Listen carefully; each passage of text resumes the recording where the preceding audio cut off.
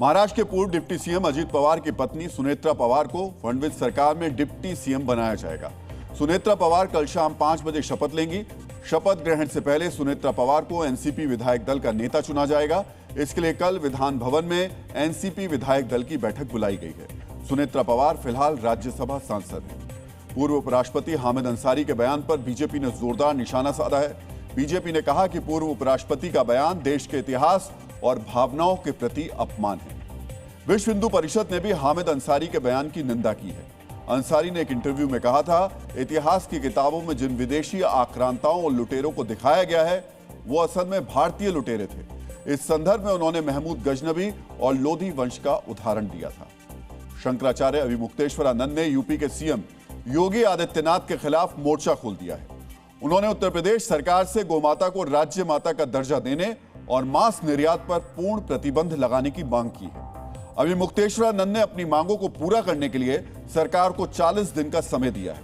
उन्होंने चेतावनी दी, अगर 40 दिन के भीतर गोमाता को सम्मान और निर्यात बंदी का सरकारी आदेश जारी नहीं हुआ तो 10 से 11 मार्च लखनऊ में संतों का बड़ा समागम होगा।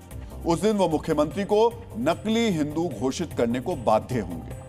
बरेली में 4 महीने पहले हुई हिंसा को लेकर नया खुलासा हुआ है। पुलिस ने कहा कि हिंसा के दौरान पुलिस पर न सिर्फ पेट्रोल बम फेंके गए बल्कि तेजाब से भी हमला किया गया था। फॉरेंसिक साइंस लैब में भी इसकी पुष्टि हो चुकी है। श्यामगंज में हिंसा के दौरान जब्त बोतलों को जब लैब भेजा गया तो उसमें एसिड पाया गया। पुलिस अब लैब की इस रिपोर्ट को अपनी छानबीन में शामिल करेगी। बरेली में हुई इस हिंसा का मास्टरमाइंड मौलाना तौकीर रजा है, जो फिलहाल जेल में बंद है। सुप्रीम कोर्ट ने स्कूलों में मुफ्त सैनिटरी पैड देने की मांग वाली याचिका पर बड़ा निर्देश जारी किया। कोर्ट ने कहा कि सभी स्कूलों को टॉयलेट के अंदर मुफ्त बायोडिग्रेडेबल सैनिटरी नैपकिन उपलब्ध कराने होंगे। कोर्ट ने यह भी निर्देश दिया कि सैनिटरी पैड लड़कियों को मशीन के जरिए या परिसर के अंदर तय कर्मियों द्वारा उपलब्ध कराए जाएं। कोर्ट ने इसे संविधान के अनुच्छेद 21 के तहत मौलिक अधिकार का हिस्सा बताया है। कोर्ट ने 3 महीने के अंदर इस आदेश पर अमल को लेकर रिपोर्ट मांगी है। कोर्ट ने यह भी कहा कि सभी स्कूलों में अलग अलग जेंडर के लिए टॉयलेट सुविधा होनी चाहिए। बेंगलुरु में रिश्वत लेने के आरोपी एक पुलिसकर्मी को पकड़ा गया तो वो चिल्लाने लगा। लोकायुक्त पुलिस ने इंस्पेक्टर गोविंद राजू को 4 लाख रुपए की रिश्वत लेते रंगे हाथ पकड़ लिया। एक बिल्डर ने इंस्पेक्टर गोविंद राजू के खिलाफ शिकायत की थी, लेकिन गिरफ्तारी होते ही वो जोर जोर से चिल्लाने लगा।